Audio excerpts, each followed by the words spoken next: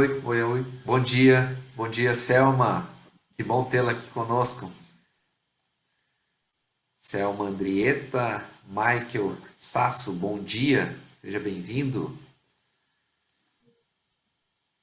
Vanessa Tobias, bom dia.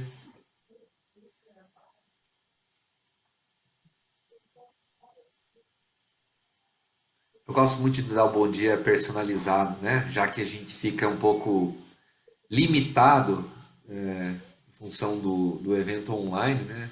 Eu me sinto um pouquinho mais confortável em dar esse bom dia personalizado, vendo as pessoas que estão entrando, embora eu não conheça todas, né? A Fernanda Kepp, bom dia, seja bem-vinda.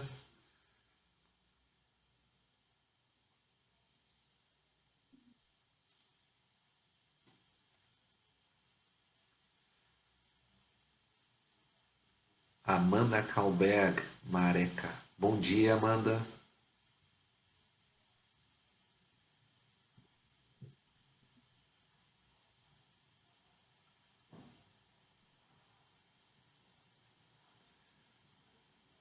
Muito bem. Prezando pela nossa pontualidade germânica, né? O evento está oficialmente aberto, mas eu pediria a paciência e a compreensão de vocês todos, no sentido de que esperaremos mais um minutinho apenas para que outras pessoas entrem em nossa sala virtual e assim eu possa dar início oficial, né? Agradecendo aos patrocinadores do evento e, e passando a palavra para o nosso coordenador.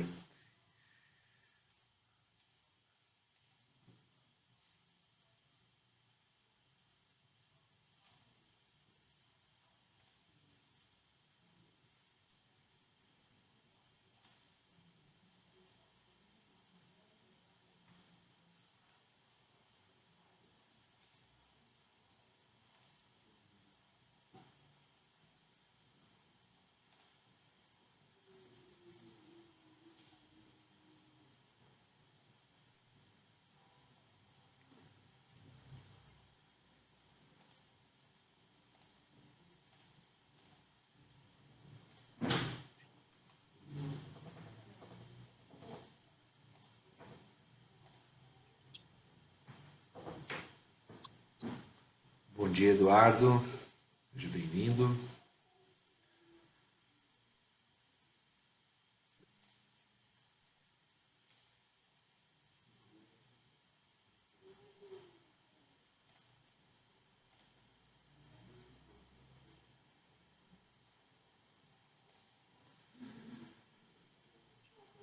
Bom, vamos lá. Mais uma vez, eu cumprimento a todos e a todas que estão presentes em nossa sala virtual para o quarto encontro do GIETRA, o Grupo de Intercâmbio de Experiências em Assuntos Trabalhistas da AHK Paraná. O tema que será abordado hoje é a saúde e segurança do trabalho, uma visão sobre a perspectiva previdenciária. E o palestrante que tratará deste assunto é o Antônio Basílio Floriani Neto, doutor em Direito Econômico pela PUC Paraná, especialista em Direito Previdenciário, advogado e professor.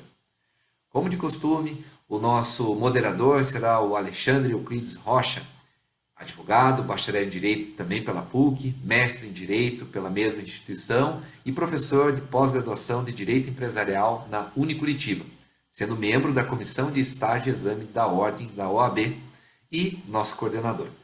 Bom, instrução prática relativa à participação de todos. Vocês têm a possibilidade de enviar perguntas e comentários por meio do Q&A, Question and Answer, que fica na barra de ferramentas do Zoom, barra inferior. E essas perguntas e comentários serão lidos no final da apresentação do Dr. Antônio. Caso alguma pergunta não seja respondida durante a palestra, ele gentilmente poderá respondê-la posteriormente, né, por e-mail. Eu gostaria de lembrar e agradecer aos patrocinadores do GIETRA no ano de 2022, que são a Rocha Advogados Associados e a Chadecor, e agradecer também aos patrocinadores másteres da AHK Paraná em 22, que são a Anderson Balão de Advocacia, Robert Bosch e o Grupo Servopa. A todas essas empresas, o nosso sincero agradecimento. Bom, vou passar a palavra agora para o Dr. Alexandre e desejo a todos e a todas um excelente evento. Obrigado, Augusto. Mais uma vez, um bom dia a todos que estão participando. Doutor Antônio, muito obrigado aí pelo aceite ao convite, para vir trazer um pouquinho desse tema tão interessante para a gente. Como a gente estava conversando, né, um pouquinho antes, é um tema que envolve direito do trabalho, envolve previdenciário, envolve direito tributário, né, tem várias repercussões, né, à saúde do trabalhador dentro da empresa, né. E muitas vezes o RH, envolvido com N outras atividades, acaba relegando para um segundo plano essa questão importantíssima, né, dos documentos que decorrem, né, da manutenção aí da saúde do trabalhador no ambiente de trabalho. E essa documentação e essa exposição, os riscos, eventualmente, né, que o trabalhador está exposto, eles trazem também essas repercussões previdenciárias e a gente precisa ter isso em mente, precisa ter isso em foco, né? Precisa entender um pouco que cuidados, né, a empresa precisa ter e manter no seu dia a dia para não ter problemas futuros com ações previdenciárias, com ações trabalhistas também, né? Então, eu agradeço de novo seu aceite, passo a palavra, desejo um excelente evento e ao final a gente volta para fazer as perguntas. Claro, vou ficar acompanhando aqui o evento, mas vou fechar minha câmera e ao final a gente volta para fazer as perguntas e acompanhando aí né, o bate-papo aí com o nosso público. Obrigado, doutor Antônio. Bom dia a todos, bom dia, doutor Alexandre, Augusto, a todos os participantes. Inicialmente, eu registro o meu agradecimento em participar desse evento com vocês e a oportunidade de conversar sobre esse tema, que é um dos temas mais complexos que envolvem o direito previdenciário. E nós vimos falando sobre isso, não só em virtude dos pontos muito bem colocados pelo doutor Alexandre, em virtude de uma complexidade da matéria envolver, né, ramos do direito tributário, previdenciário, direito do trabalho, mas também outras ciências. Você tem engenharia de segurança, medicina do trabalho, você tem aí um rol muito grande de temas que são aí encontrados na saúde e na segurança do trabalhador. Em relação à palestra de hoje, eu vou usar aqui um material, vou compartilhar com vocês. E, inicialmente, eu fiz uma divisão basicamente em conceitos iniciais para nós avançarmos nesse tema e analisarmos questões cada vez mais específicas que as empresas podem ter dúvidas ou dificuldades no que tange aí a confecção do PPP, do Perfil Profissiográfico Previdenciário, do laudo técnico e eventuais responsabilidades que podem decorrer desse tema. Então, deixa eu compartilhar aqui. 3. Pessoal, o primeiro tópico que eu gostaria de compartilhar com vocês refere-se aí à razão pela qual nós discutimos saúde e segurança do trabalho. De onde surgiu essa questão? Uma questão que não tem aí, não é nova, já tem a longa data e me parece ter surgido em virtude das chamadas externalidades negativas. O que seriam essas externalidades negativas? O termo utilizado na economia é quando a ação de uma pessoa ela pode trazer aí danos a terceiros. Essas seriam as externalidades negativas. Externalidades poderiam ser positivas, quando trazem benefícios, ou negativas, quando trazem aí efeitos deletérios, como, por exemplo, o caso de uma fábrica aí que polui o meio ambiente na primeira circunstância, ela pode trazer danos ambientais às futuras gerações, ensejando em uma aplicação do direito. Como que nós vamos resolver esse problema?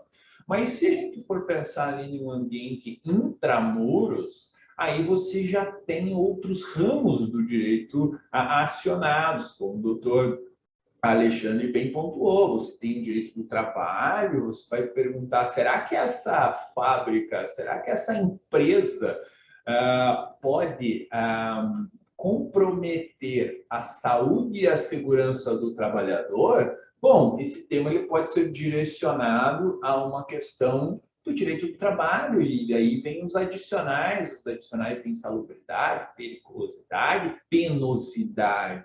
Mas nós também podemos pensar esse tema sob a perspectiva previdenciária, e esse é o meu foco.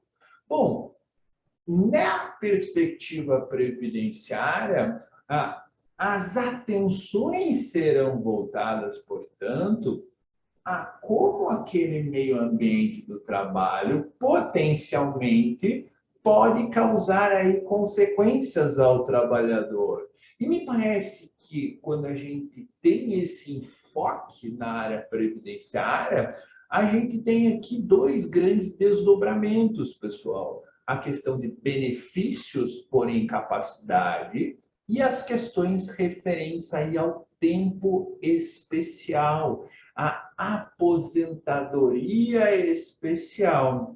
Quando a gente fala dos benefícios por incapacidade, porque ao exercer a sua atividade remunerada, o trabalhador pode adoecer, e o conceito de acidente de trabalho que nós temos hoje é um conceito bastante alargado, traz não só questões típicas, mas tais nexos que vinculam a atividade econômica da empresa, a CNAE, ao CID apresentado pelo trabalhador, uma classificação internacional de doenças, então pode trazer grandes responsabilidades a um empregador.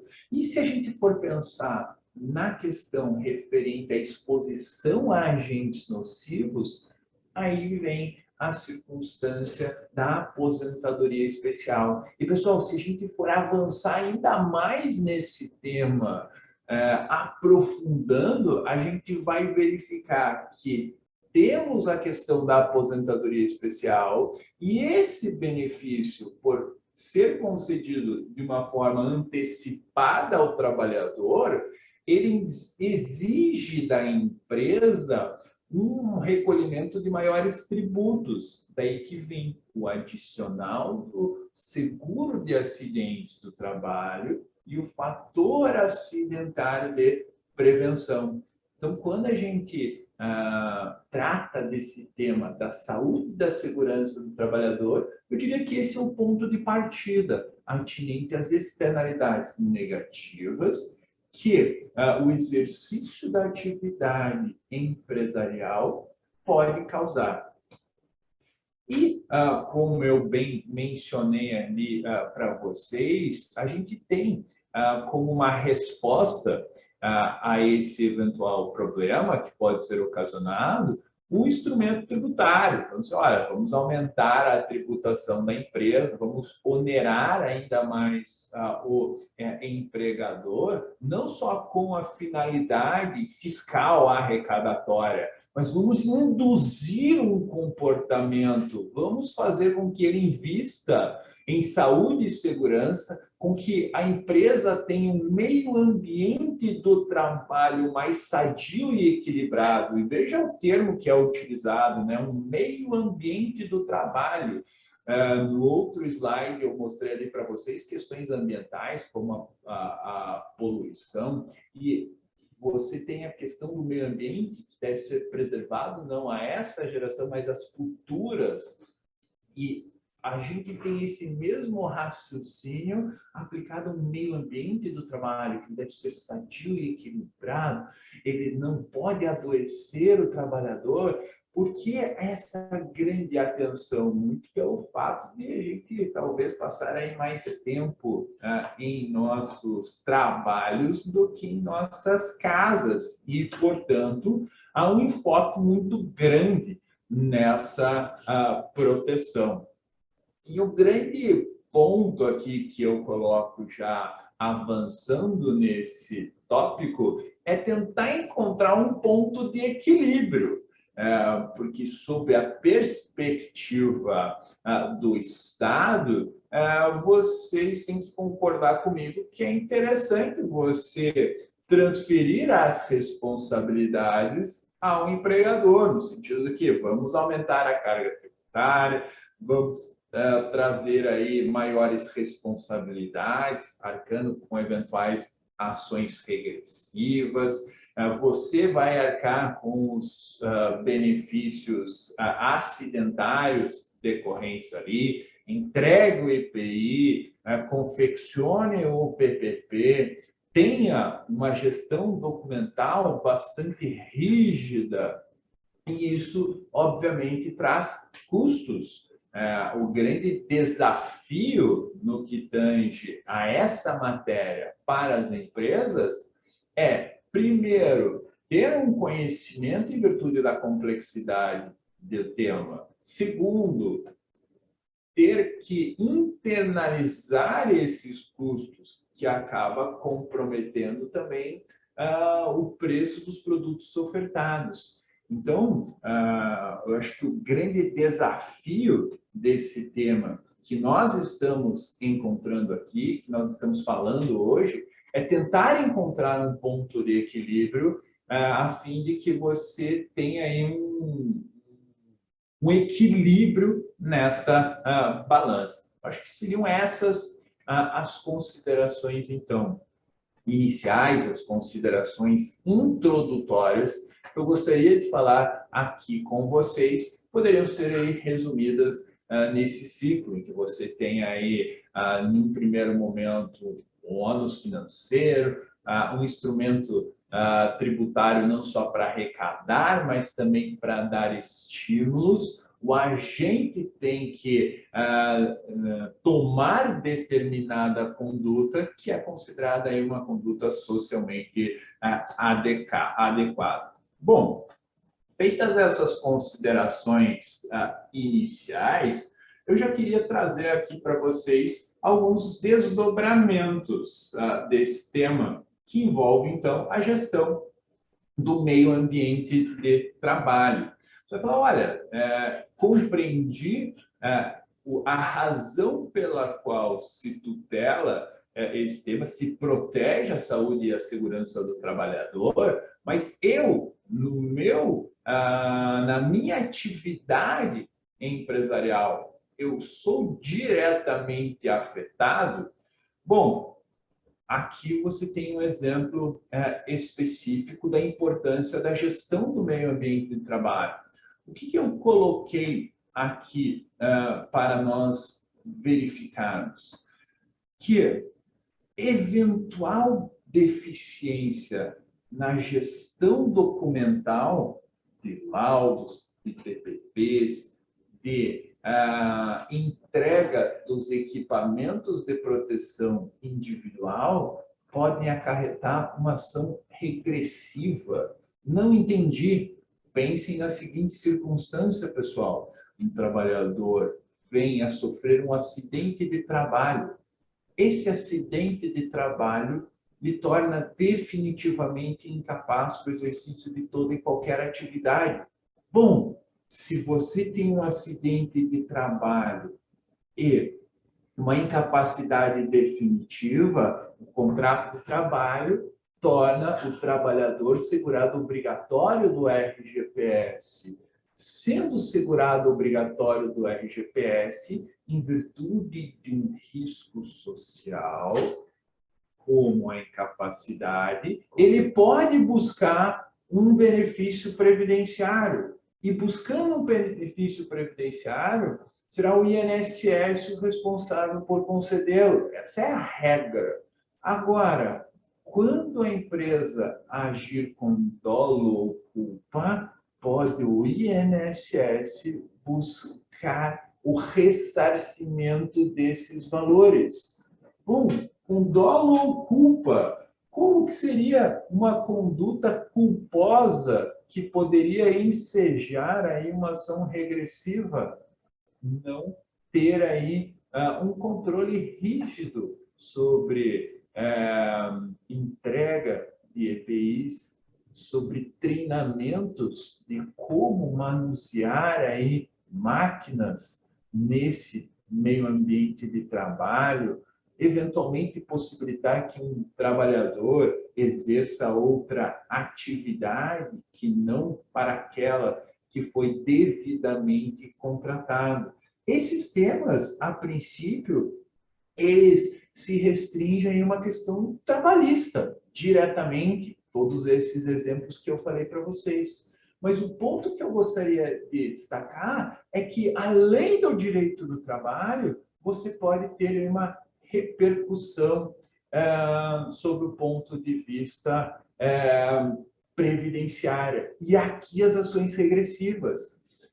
As ações regressivas consistem num pedido do INSS para que o empregador arque com todo o benefício pago e que será pago àquele trabalhador. Pessoal, veja aqui os pedidos que eu coloquei para vocês darem uma olhada.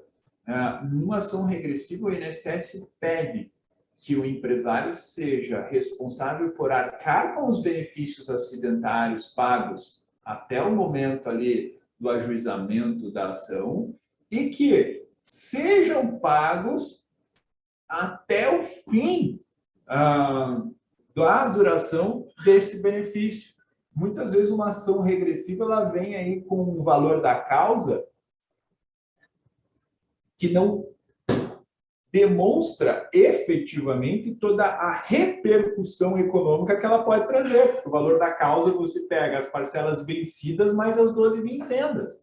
Mas se o teu empregado é aposentado por invalidez aos 40 anos, bom, você vai ter aí a utilização do INSS de uma expectativa de sobrevida do brasileiro. Vamos pensar aí que no Brasil se viva até os 75 anos, seriam, bem dizer, 35 anos pagando uma aposentadoria por invalidez. Olha, daí você vai falar, mas não é a tarefa do INSS cobrir aí esse cidadão diante de um risco social? Sim, contudo, essa circunstância é excepcionada quando há uma atuação com dolo ou culpa.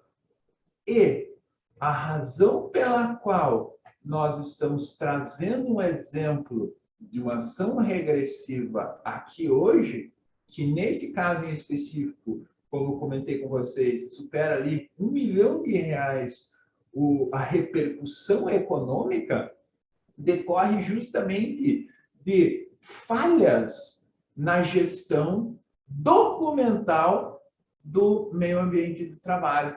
Então, esse é um efeito que eu coloquei aqui como início, que mais é um desdobramento indireto de tudo que pode ocorrer em virtude dessas falhas. O segundo exemplo que eu trouxe aqui para vocês decorre aqui de um auto de infração que as empresas podem ter em virtude também de falhas na confecção desses documentos, falhas no fornecimento dos chamados equipamentos de proteção individual. O que nós temos aqui especificamente? E eu vou pegar um pouco a respeito desse tema só para puxar para mim para explicar um pouco melhor. Eu já vi ali que a Vanessa colocou da sistemática a respeito do fator acidentário de prevenção. E o fator acidentário de prevenção, Vanessa, é sim diretamente relacionado a esse tema que eu estou falando. E a empresa ela pode ter um aumento da carga tributária em virtude dos benefícios acidentários concedidos, incapacidade definitiva, incapacidade temporária, pensão por morte ou auxílio acidente, aumentando o FAP dela, que incide sobre a folha de salários, então você tem uma repercussão significativa, e além disso, além do aumento do FAP, uma ação regressiva. Então, este acidente de trabalho, ele pode repercutir no aumento da carga tributária e também numa ação regressiva. Foi por isso que eu coloquei ali no início da apresentação essa questão de transferências de responsabilidades e o grande desafio desse tema de saúde e segurança do trabalhador em você tentar encontrar um ponto de equilíbrio para que você não tenha aí uma atribuição excessiva dos ônus decorrentes desses riscos. Mas o segundo ponto que eu estava ali mostrando para vocês decorre de uma autuação que as empresas podem ter em virtude do não pagamento do adicional do seguro de acidentes do trabalho. O que eu quero dizer com isso? Vamos pensar uma empresa, uma indústria, por exemplo. Essa indústria, ela desenvolve uma atividade X. Vamos ter nessa indústria 500 empregados. Destes 500 empregados, 250 trabalham em escritório e outros 250 trabalham expostos a agentes nocivos. Vamos pensar que seja uma indústria automobilística que construa aí carros, veículos automotores. Você concorda comigo que dentro dessa grande empresa vamos ter trabalhadores que exercem lá a sua atividade no ar-condicionado e vão ter pessoas nos escritórios, na frente dos computadores, como, por exemplo, é o exercício da atividade do advogado, e você vai ter dentro dessa empresa pessoas que estão lá atuando na fabricação efetiva desses veículos, que eventualmente podem estar expostos a óleos, graxas, a um ruído excessivo, a uma eletricidade acima de 250 volts. Bom, então, uma empresa de 500 empregados, 250 não estão expostos a agentes nocivos e 250 estão. Essas pessoas que trabalham expostos a agentes nocivos podem ter direito a um tempo especial ou então a uma aposentadoria especial. Por quê? Porque, em virtude de condições peculiares que esse trabalho é desenvolvido, há potencialmente um dano à saúde e à segurança do trabalhador. E o legislador estabeleceu critérios diferenciados para a concessão dos benefícios previdenciários. Aí que vem a chamada aposentadoria especial. A aposentadoria especial nada mais é do que um benefício que busca retirar o trabalhador da área de risco para que ele não adoeça, para que ele possa se aposentar antes de ter afetado a sua saúde ou a segurança. Bom, se você quer tirar esse trabalhador antes do meio ambiente de trabalho, sob a perspectiva previdenciária, você vai ter que ter um custeio. Então, se a aposentadoria especial ela é concedida antes de uma aposentadoria por idade, uma aposentadoria por tempo de contribuição, você vai ter que ter um recolhimento adicional para possibilitar aquele trabalhador a se aposentar dessa forma. Daí que vem o chamado adicional do seguro de acidentes do trabalho. Voltando ao exemplo que eu falei para vocês, a empresa com 500 empregados, ela vai ter aí 250 empregados recolhendo as suas contribuições sociais, seja a cota do empregado, seja a patronal, regularmente. E esses 250 empregados expostos a agentes nocivos vão ter uma contribuição adicional do seguro de acidentes de trabalho que vai ensejar a concessão dos benefícios de aposentadoria especial. Bom, e se a empresa não recolhe essa contribuição adicional para custear a aposentadoria especial, ela pode passar muitos anos não recolhendo. E isso só chamar a atenção do fisco quando esses 250 empregados estiverem requerendo a chamada aposentadoria especial, que daí o INSS vai conceder esse benefício, vai conferir ali no âmbito da Secretaria da Receita Federal do Brasil se essas aposentadorias especiais têm o custeio efetivamente previsto na legislação. E muitas empresas acabam deixando de pagar a contribuição adicional do seguro de acidentes do trabalho. É isso que eu estava mostrando aqui para vocês, em virtude desse segundo tema em específico, que trata de uma autuação em virtude da infração abaixo discriminada, adicional do GIL-RAT para financiamento da aposentadoria especial de 25 anos. O que é o GIL-RAT? Grau de incidência de incapacidade laborativa decorrente dos riscos ambientais no trabalho. Esse adicional do SAT é chamado de GIL-RAT, adicional do RAT, GIL de RAT, GIL de SAT, enfim, uma miríade de termos para falar nada mais do que o custeio da aposentadoria especial. Isso pode trazer repercussões diretas para a empresa? Pode. Essa autuação fiscal em específico onera aqui o empregador e exige dele 3 milhões de reais, basicamente, em virtude de ausência da contribuição do adicional do seguro de acidentes de trabalho. É isso que nós temos, então, nesse caso em específico. E aqui, pessoal, a gente fala da aposentadoria especial. Aqui a gente fala do PPP. Aqui a gente fala do LTCAT.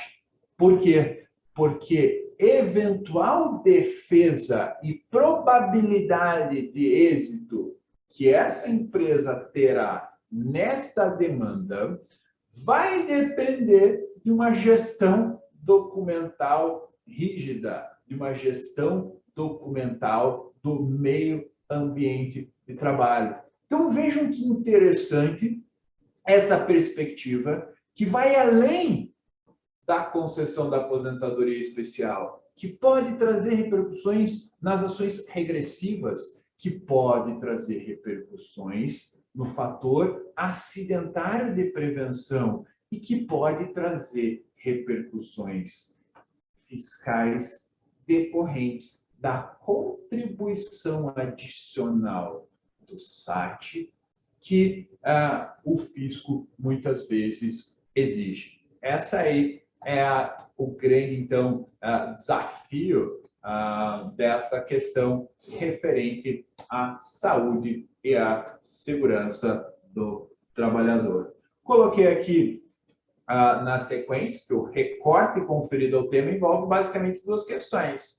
Acidentário, que nós temos, então, regressivas, fator acidentário de prevenção, concessão de benefícios acidentários, e o direito à aposentadoria especial, do reconhecimento do tempo especial. E aí vem o nosso aprofundamento e o nosso direcionamento ao tema que envolve o chamado PPP e laudo técnico das condições ambientais do trabalho. Bom, esse tema que envolve o tempo especial é um tema que passou por diversas mudanças ao longo do tempo, pessoal.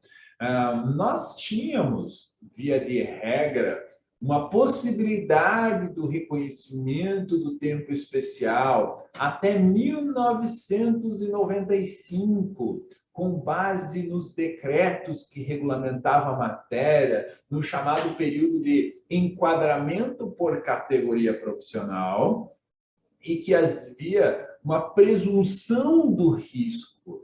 Naquele momento, até a década de 90, meados da década de 90, o nosso cenário aqui de uma gestão da saúde e da segurança do trabalhador era muito diferente. Nós estávamos dando os primeiros passos à regulamentação desse tema. Portanto, até aquele momento, até meados da década de 90, sequer haveria que se falar na exigência da empresa ter um laudo técnico das condições ambientais do trabalho. O próprio legislador descrevia nos atos infralegais atividades que geravam uma presunção de risco ao trabalhador e agentes nocivos que ensejavam a aposentadoria especial. A grande mudança ocorreu ali a partir de 1995, quando passaram a ser exigidos os chamados formulários, que antigamente eram chamados lá do SB40, DSS 8030, DIRBEM, e hoje é o PPP, Perfil Profissiográfico Previdenciário. É o PPP, o documento que vai trazer aí ao INSS as atividades desenvolvidas pelo empregado e eventual exposição a agentes nocivos. Bom, e da onde que eu tiro essas informações do perfil profissiográfico previdenciário? Como que eu as preencho esse formulário? Como que eu posso fazer o preenchimento do chamado PPP? Você vai ter que ter confeccionado um laudo técnico das condições ambientais do trabalho. O que consiste nesse? O que é efetivamente um laudo técnico das condições ambientais do trabalho?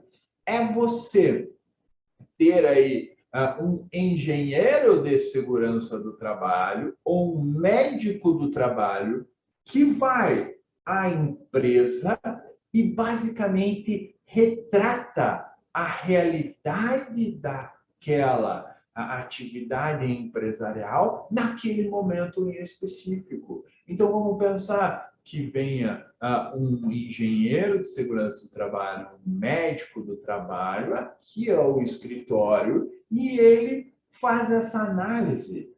Existem agentes nocivos aqui, sim ou não? Existe um ruído, agente físico, existem agentes biológicos, agentes químicos? A existência ou não desses agentes vai ser retratada no laudo técnico das condições ambientais do trabalho. Quantos empregados aquela empresa tem? Quais as funções que eles exercem? Alguns estão expostos, outros não. A empresa fornece os equipamentos de proteção individual adequados quando há exposição a agentes nocivos? Então, em síntese, esse reconhecimento do tempo especial, referente ao segundo tema que eu estava mostrando para vocês do recolhimento do adicional SAT, envolve a comprovação por meio de um PPP e de um LTCAT. A previsão a respeito do tempo especial da aposentadoria especial está lá na Lei 8.213, nos artigos 57 e 58, como eu coloquei aqui para vocês. Bom, em relação ao LTCAT, você tem essa averiguação do meio ambiente do trabalho. Então, você tem aí retratado como que é esse ambiente no qual os trabalhadores exercem sua atividade. Encontrados problemas, é interessante a realização de um programa de prevenção dos riscos ambientais, porque se o LTCAT faz o diagnóstico, o PPRA tem ali como os que são solucionados esses eventuais problemas. O PPRA previsto lá na norma regulamentadora 9, que tem passado aí por intensas modificações, é um documento mais voltado à área trabalhista. Contudo, quando a empresa acaba não tendo laudo técnico das condições ambientais do trabalho, o INSS tem aceito excepcionalmente o chamado PPRA.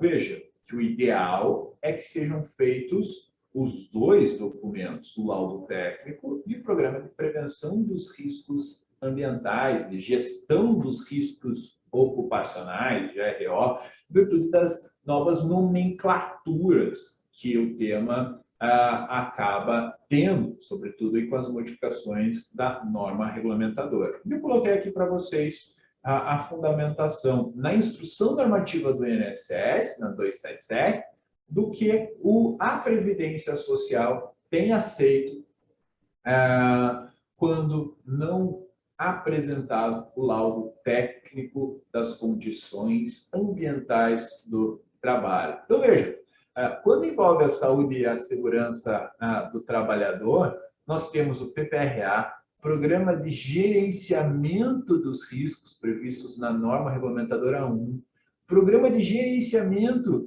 de Riscos na Mineração, previsto na norma regulamentadora 22, Programa de Condições e Meio Ambiente do Trabalho na Indústria da Construção, tem o Programa de Controle Médico e Saúde Ocupacional, Programa de Gerenciamento dos Riscos do Trabalho Rural, nas mais variadas normas regulamentadoras. O que eu quero dizer com isso? Quero mostrar para vocês a grande complexidade desse tema, especialmente em atos infralegais, que você tem aí essa regulamentação, e daí decorre uma grande dificuldade. E outro, para que cada um desses documentos, quando exigíveis, sejam feitos da forma adequada. O grande exemplo que se dá é o Programa de Controle Médico e Saúde Ocupacional. O que consiste o Programa de Controle Médico e Saúde Ocupacional? É você verificar se aquele trabalhador na admissão ele já tem alguma condição de saúde antes de exercer a atividade para a qual ele foi contratado. Para isso que existe o exame admissional. É para verificar eventuais comorbidades, eventuais doenças que aquele obreiro possa ter. E é por isso que existe o exame demissional, em que aquele trabalhador se submete ao exame para ver se, quando foi rescindido o contrato de trabalho, ele apresentava algum quadro clínico. E, nesse meio tempo, os exames de rotina. E qual que é a grande falha que muitas vezes se faz? Um exame admissional não realizado da forma adequada, em que você tem o trabalhador lá simplesmente conversando com o médico que realiza, que ele pergunta, olha, qual que é teu peso, qual que é tua altura, tua pressão tá boa, tudo certo, doutor, tá? 100%. E ele dá apto ali. Você acha que vai ser identificada alguma circunstância que esse trabalhador possa vir a ter? Não. Simplesmente é considerado apto sem qualquer restrição. E como que isso vai me interferir aqui? Bom, talvez em uma ação regressiva, talvez em uma concessão de um benefício acidentário que me traga repercussões no fator acidentário de prevenção. Por isso, esses dois enfoques que eu estava mostrando para vocês, questões acidentárias e questões relativas à chamada aposentadoria especial e o reconhecimento do tempo especial. Isso também é regulamentado no âmbito infralegal por uma instrução normativa também da Receita Federal do Brasil, lá no artigo 291. Bom, e o laudo técnico das condições ambientais do trabalho? Eu diria assim que a regra do LTCAT, que passou a ser exigido lá em 1997, ele ser feito da forma coletiva. Mas já vi muitas empresas emitindo um laudo técnico individual. Eu diria que essa seria a exceção à regra. Para quem tem interesse no aprofundamento desse tema, veja, mais resoluções a respeito do laudo técnico das condições ambientais do trabalho. Essas resoluções do INSS basicamente estabelecem a respeito da aposentadoria especial. Então, quando que vai ser concedida e quais os requisitos que devem constar no laudo técnico das condições ambientais do trabalho. Bom, então eu tenho a minha empresa, eu sei das minhas responsabilidades de ter o laudo das condições ambientais do trabalho a partir de 1997, quando há a exposição do trabalhador a algum agente nocivo, e até aí, tudo bem. Quando o trabalhador tem o rompimento do seu vínculo de emprego, a Lei 8.213 vai falar que ele tem direito ao PPP. A empresa deve necessariamente apresentar o LTCAT que embasou o preenchimento desse PPP? Em regra, não. O documento hábil é o perfil profissiográfico previdenciário. Aqui, você tem essas previsões na instrução normativa do INSS, no artigo 281, 280, falando que quando você tem o PPP, dispensa a apresentação do LTCAT. Mas a empresa pode ser exigida a apresentar o laudo técnico das condições ambientais do trabalho que embasou o preenchimento do PPP? Sim, quando o PPP suscitar dúvidas a respeito do seu preenchimento. Então, vamos pensar que seja um trabalhador que exerça aí a sua atividade em um hospital, por exemplo. Se naquele PPP não constarem agentes nocivos, se concorda comigo que é bastante improvável que ali as informações estejam adequadas. E suscitando essas dúvidas, daí existe a apresentação do LTCAT. Na eventual discrepância entre o PPP e o LTCAT, vai prevalecer as informações constantes no laudo técnico das condições ambientais do trabalho. Por quê? Porque traz o retrato da empresa. Então, esses dois documentos devem caminhar juntos.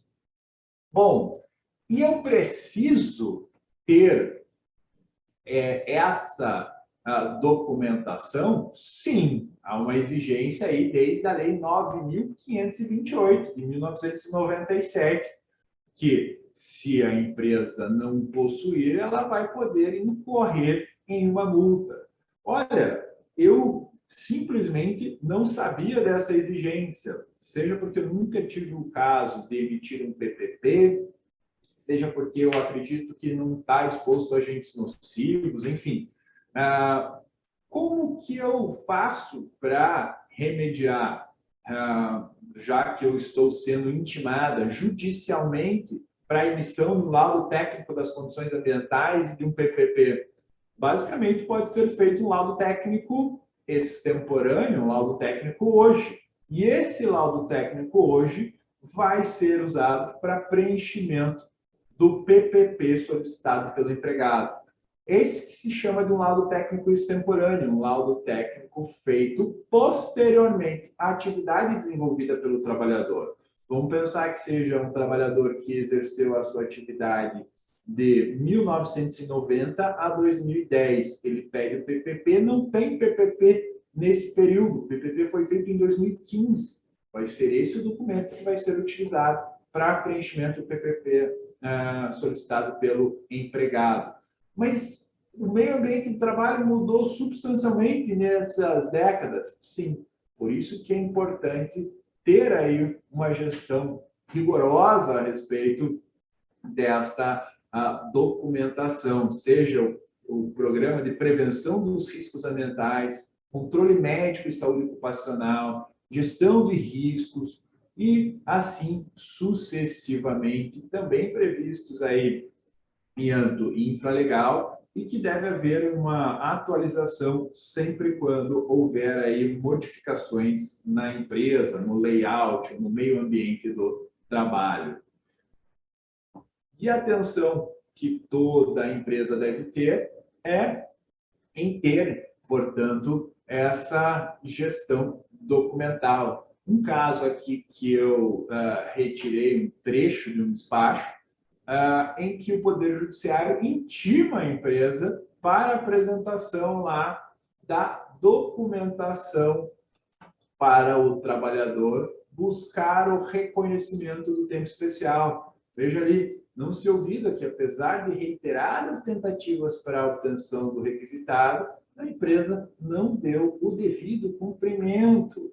Portanto, foi expedido mandado de intimação para que um oficial de justiça comparecesse à sede, identificasse o representante legal e passasse a exigir aí a documentação hábil para comprovar aí eventual exposição a agentes nocivos. Isso é algo que o empresário deve ter, então, em mente para que seja evitado.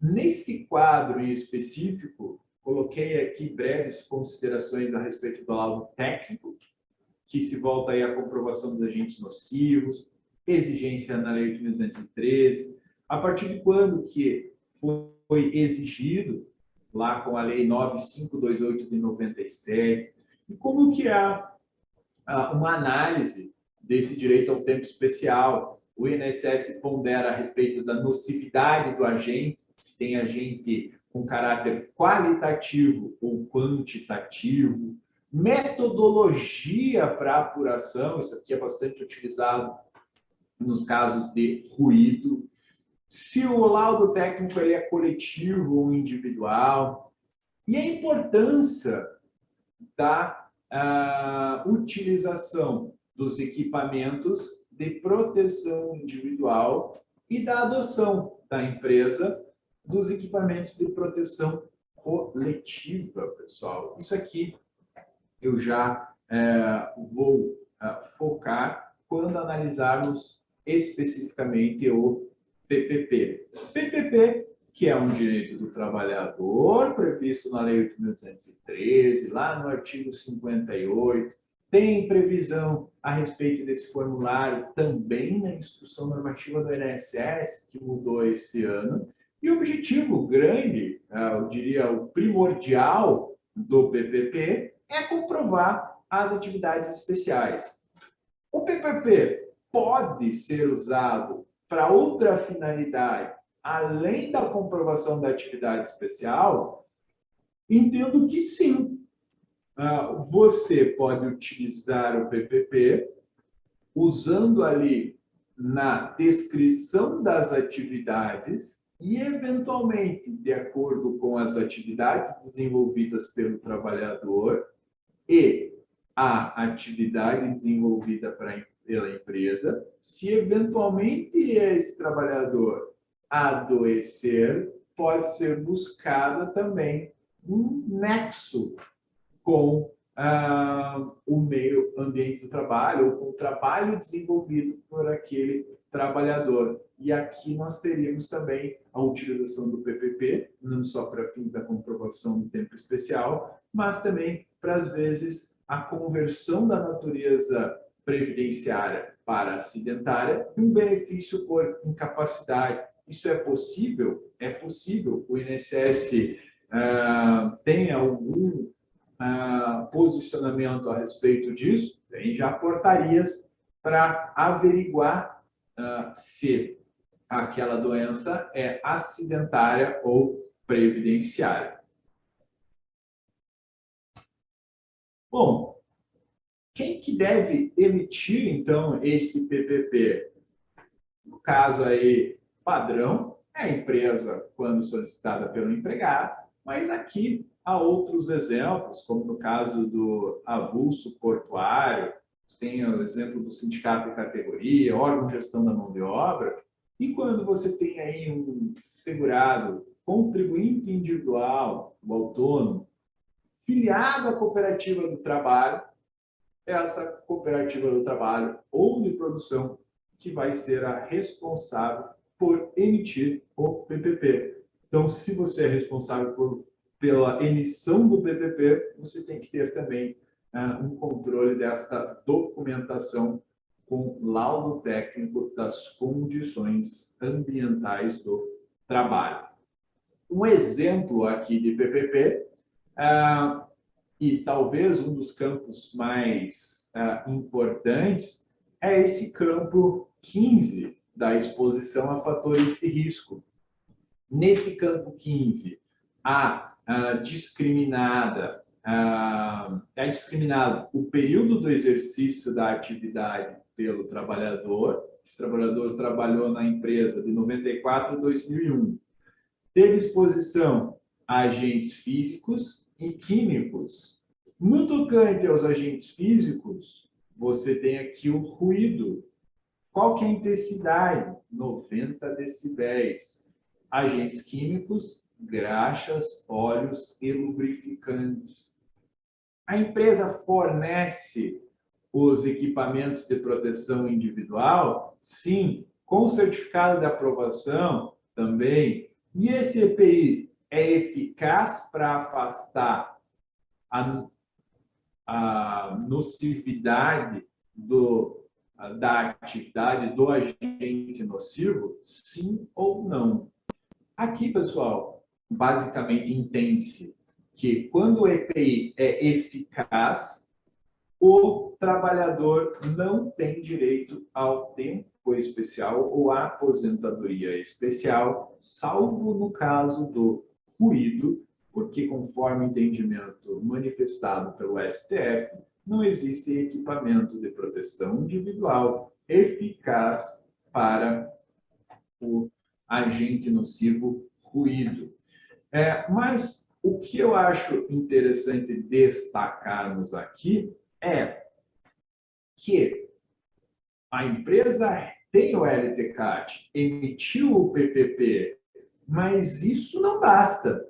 Você tem, quando a análise do PPP e da atividade especial, um enfoque aqui a utilização dos EPIs. A empresa fornecia ou não os equipamentos de proteção individual. Há um controle sobre o uso dos EPIs ou não? Por que isso? Porque esse tema vai trazer aí repercussões nestas frentes. E aqui eu já direciono a um encerramento em que envolve, portanto, as ações regressivas trazidas no início da nossa conversa, autuações fiscais em que se exige aí o recolhimento do adicional do seguro de acidente de trabalho, segundo o exemplo que eu mostrei para vocês, repercussões no fator acidentário de prevenção, benefícios acidentários decorrentes aí também da atividade desenvolvida e, eventualmente, a combinação de multa, como aquela que eu mostrei para vocês no despacho, quando a empresa não forneceu a documentação necessária. Em linhas gerais, eram essas observações a respeito desse tema, que envolve uma cautela bastante grande de todos os envolvidos, em virtude das possíveis repercussões que a gestão da saúde e da segurança do trabalhador podem trazer para os empregados e para os empregadores. Então, já passo a palavra para o Dr. Alexandre e agradeço novamente a participação aqui nesse evento. Antônio, muito obrigado. Excelente apresentação. Acho que trouxe aí bastante informação, né, e muito conteúdo para dirimir muitas dúvidas aí que, com certeza, nosso público e eu também, confesso que tinha, né? De fato, me traz muita preocupação até determinados pontos, né, que você traz, porque realmente a gente que não está no dia a dia vivenciando a rotina previdenciária, das ações previdenciárias especialmente, né, a gente acaba não visualizando muito desses riscos, né? E me preocupa principalmente porque esses riscos eles são multiplicados, porque boa parte deles também tem repercussão trabalhista, né?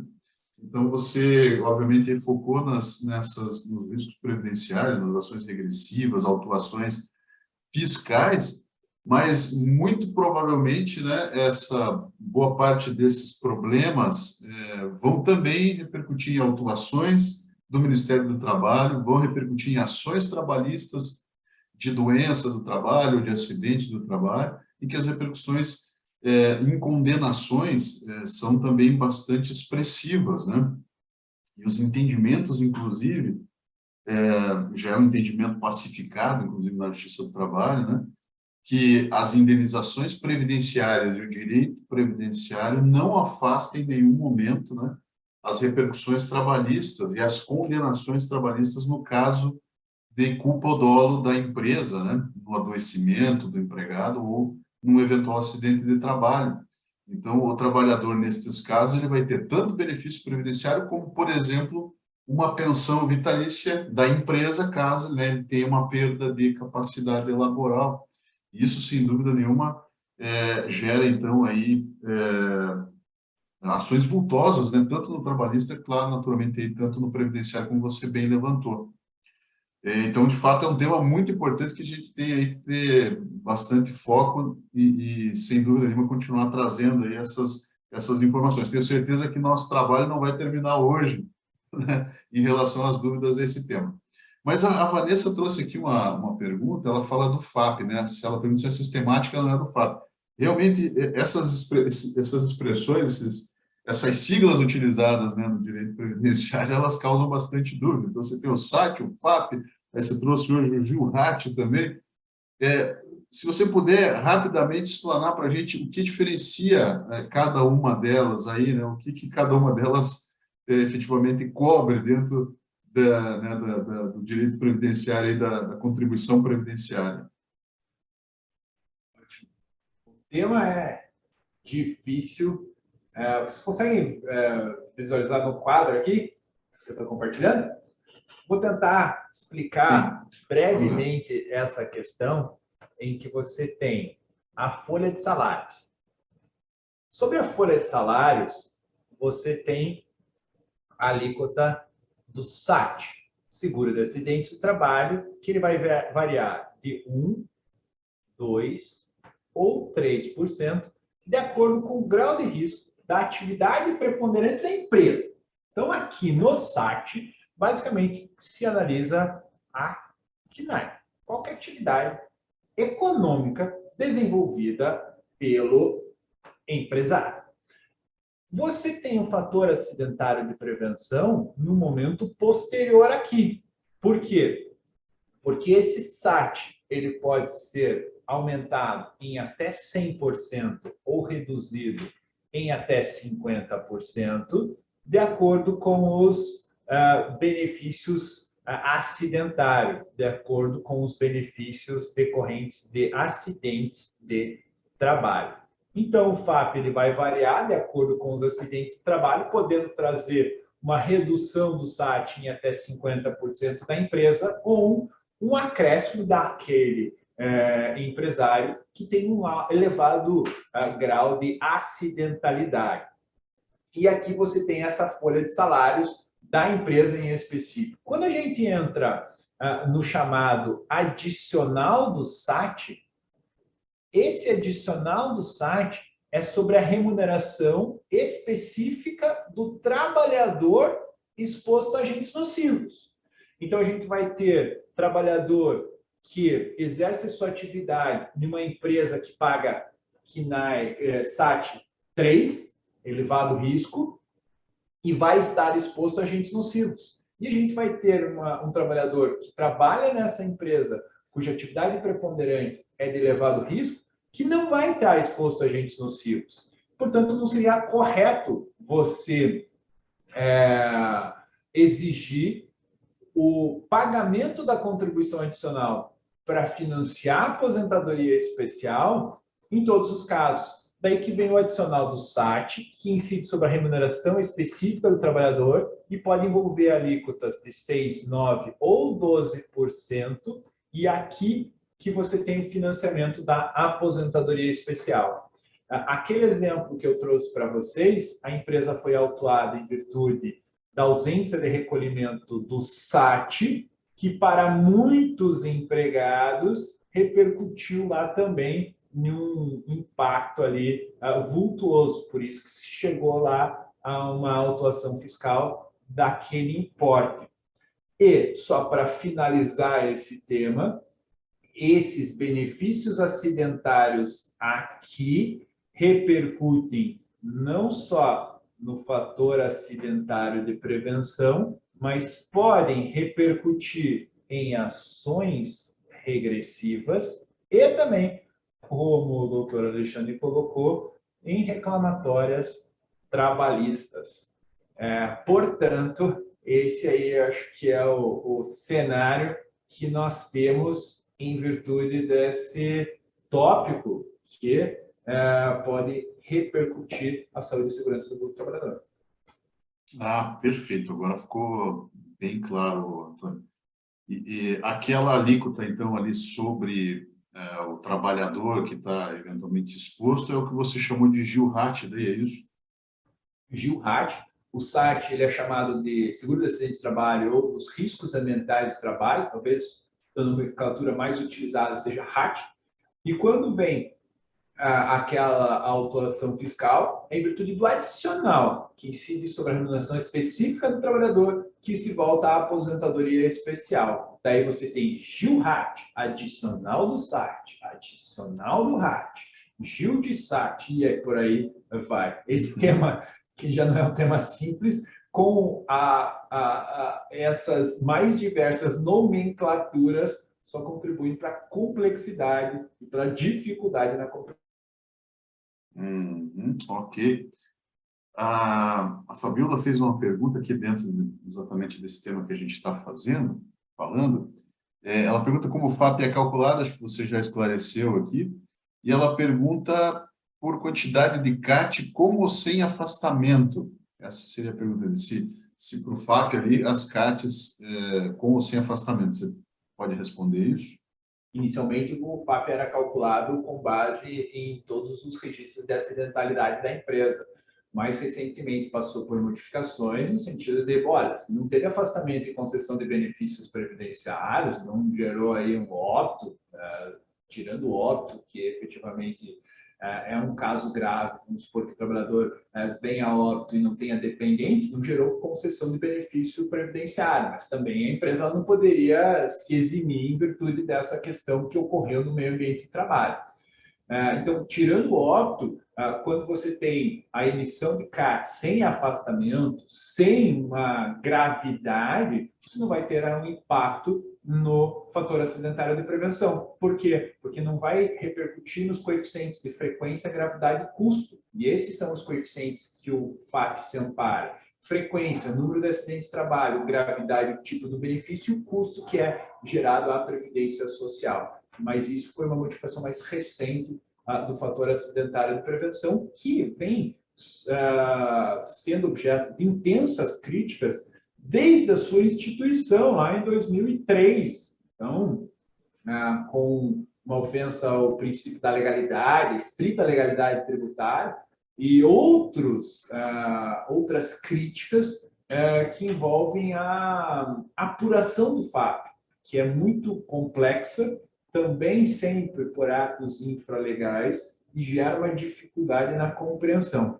Contudo, mais recentemente, o STF já se posicionou a respeito da constitucionalidade do FAP. E agora, o grande objetivo é torná-lo aí mais justo, como tem ocorrido com essas recentes modificações. Perfeito, Antônio. Ficou bem claro agora. Maravilha. Deixa eu te fazer uma outra pergunta.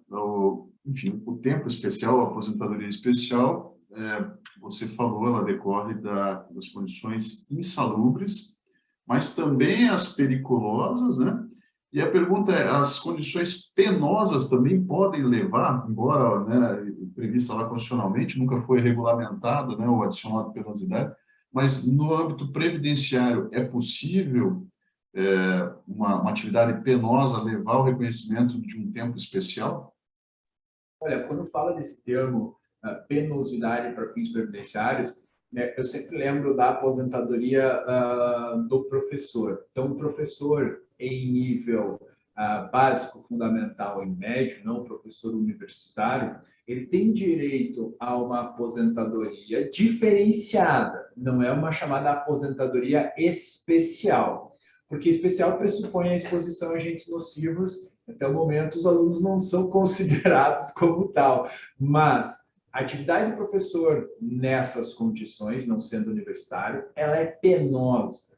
E daí possibilita a concessão de um benefício direcionado a essa classe. Até 1981, os professores possuíam direito à conversão do tempo e não mais. Então, eu diria assim, que no que tange a penosidade, especialmente aí, após uma reforma com a emenda constitucional 103, eu não entenderia como um critério ensejador da atividade especial. Não que isso não seja discutido. Como bem mencionado, há uma discussão a respeito da periculosidade. Então, veja, o trabalhador exerce sua atividade com risco de explosão. E daí, mais recentemente, tem os casos dos guardas, vigias, vigilantes, que exercem sua atividade também colocando em risco não a saúde, mas a integridade física, que podem ter direito a uma aposentadoria especial. Então, nesse contexto, basicamente, uma apertada síntese, é assim como o tema tem sido discutido e julgado no judiciário. Ok, Antônio, entendi, ficou bem claro agora. Ótimo, ótimo. Deixa eu ver aqui, eu tinha mais uma pergunta, eu acho que aqui no nosso quadro aqui dos participantes nós já respondemos. Veja só, você falou dos EPIs, né? Porque normalmente lá em alguns ambientes há exposição à insalubridade, mas no próprio LTCAT e lá no PPP vai informar que o EPI ele elide, né? Ele afasta, ele neutraliza a insalubridade e, em razão disso, então o trabalhador não teria direito a uma aposentadoria especial. Em ações previdenciárias, né? É possível, por exemplo, o trabalhador fazer a prova de que não recebia os EPIs, ou que os EPIs não eram suficientes, ou que não tinham certificado, por exemplo, né? E isso levar a uma condenação numa aposentadoria especial, e se isso poderia ter repercussões posteriores, né, para a empresa, eventualmente numa fiscalização, numa autuação fiscal. Você já viu isso? Como é que funciona essa parte de ações? Então, nesse aspecto que envolve a aposentadoria especial, eu diria que o grande assunto envolve a eficácia dos equipamentos de proteção individual. Esse é o principal ponto e vai ser o determinante na concessão do benefício ou não. Então, quando há essa questão bem regularizada, formada, com base em PPP e LTCAT, você já tem aí uma previsão se o trabalhador vai ter esse período reconhecido ou não. Agora, quando começam a serem suscitadas dúvidas a respeito da utilização dos EPIs, a existência ali de um controle do uso, dos certificados de aprovação, aqui vem um dos assuntos também mais desafiadores no direito previdenciário. Eu diria assim, que tenta se resolver na área previdenciária quando existem esses problemas, mas temos julgados que mandam o trabalhador ir à justiça no trabalho para daí verificar esses temas aqui em eventuais controles de uso do EPI, certificado de aprovação e inconsistências nessas provas documental. E aqui você vê uma reaproximação dessas áreas no que tange aí a comprovação do tempo especial e, sobretudo, a questão relativa ao EPI. Perfeito, Antônio. E provavelmente por isso, dentro do teu comentário, é que a gente está vendo surgir na Justiça do Trabalho agora ações pretendendo alterar o PPP, Então, provavelmente, já decorrente dessas decisões que entenderam que se há dúvida no ambiente de trabalho, na exposição ou não, né, no fornecimento ou não de EPIs, que isso tem que ser discutido na justiça do trabalho. Então, a gente tem visto recentemente um número crescente aí de ações buscando, então, uma ação declaratória alterar o PPP para que conste lá a exposição à insalubridade ou que, eventualmente, o EPI não é eficaz, né, para neutralizar o risco, né? Bem interessante isso, bem interessante mesmo, porque a gente, como eu te falei, a gente não está no dia a dia lidando com ações previdenciárias, e a gente vê os resultados, né, as consequências aqui nas ações trabalhistas, e é muito interessante a gente ter essa informação complementar, né? Maravilha, deixa eu ver. Tem uma pergunta aqui sobre a disponibilização da palestra. Antônio, o material você disponibilizaria ao pessoal? Sim, claro. Logo na sequência eu já posso encaminhar para vocês. Maravilha. Realmente tem bastante conteúdo, está muito interessante. Bom, Antônio, a gente não tem outras perguntas. Eu te perguntaria, para a gente finalizar, né, que orientação aí, quais pontos principais você traria para uma empresa, né, tentar ter essa gestão adequada e se proteger desses riscos todos que envolvem, né, o ambiente de trabalho, as decorrências aí no ambiente de trabalho, tanto no previdenciário quanto no trabalhista. Quais seriam as suas principais sugestões? Olha, objetivamente, de maneira bem direta, não confiar na sorte. Prevenir essas circunstâncias. Se tudo ocorreu bem até hoje, não é que nós teremos aí nos próximos dias um ambiente mais tranquilo. Os acidentes podem ocorrer no âmbito da previdência. Nós temos os eventos previsíveis e os não previsíveis. Doença, incapacidade, acidentes, óbito, muitas vezes estão listados nessa dificuldade ou na verdade na impossibilidade que nós temos de prever o dia de amanhã. E aqui, quando a gente entra nesse tema e de todas as responsabilidades que a empresa pode vir a ter em decorrência de um infortúnio, eu falo como a segurança. Esse tópico é um tópico caro que exige investimentos, seja na adoção dos EPIs, dos EPCs, na confecção desses documentos, mas isso vai sair ainda mais barato do que ocorrer um acidente e daí você ter todos esses desdobramentos, todas essas responsabilidades. O mesmo raciocínio se aplica ao caso da aposentadoria especial. Então, evitar autuações, evitar responsabilidades, decorre de um controle rígido desses documentos, do fornecimento dos EPIs, do controle do uso, e você reduzir uma nocividade presente no meio ambiente de trabalho. Acho que esse é o caminho mais seguro, é você investir fortemente em saúde e segurança, evitar esses infortúnios e, se eventualmente ocorrer, você ter aí um lastro probatório muito forte para poder se defender e falar, olha, eu agi da forma com que eu tinha que ter agido. E aqui você afasta o dolo e a culpa. E afastando o dolo e a culpa, você afasta regressivas, você atua com a máxima responsabilidade. Eu treinei aquele empregado, ele estava apto para exercer aquela função. Portanto, eu não posso ser responsabilizado em virtude dessa ocorrência. Eu acho que seria a grande dica nesse tópico aqui que nós conversamos. Perfeito, Antônio. Antônio, mais uma vez, quero te agradecer por ter aceito o convite. A palestra foi muito boa, elucidou realmente muitos pontos interessantes, né? E vamos continuar falando sobre isso. Vamos ver se ano que vem a gente organiza mais um evento para tratar aí dessas questões que envolvem o direito do trabalho e o direito previdenciário.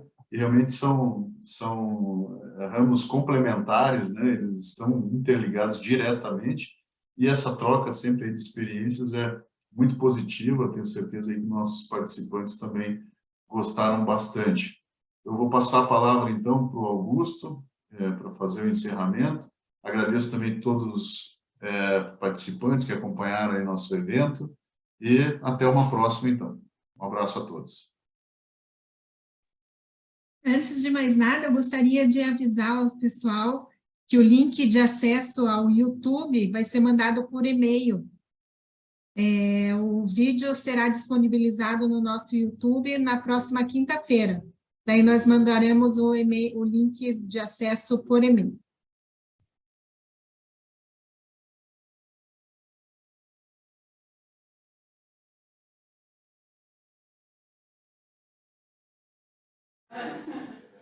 Tudo bem, gente? Então, a instrução da Marcela.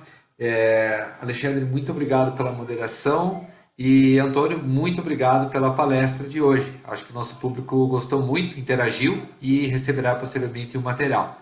Eu quero agradecer mais uma vez aos nossos patrocinadores, primeiramente os patrocinadores do Gietra, que são a Rocha Advogados Associados e a Chatecor, e aos patrocinadores Masters da Câmara no ano de 2022, Anderson Balão Advocacia, Robert Bosch e o Grupo Servop. A eles o nosso eterno agradecimento, um forte abraço a vocês que nos assistiram e até um próximo evento, seja presencial ou online. Estaremos juntos. Boa quinta-feira a todos. Tchau, tchau. Tchau, gente. Até mais. Obrigado, Augusto. Obrigado. Tchau, tchau.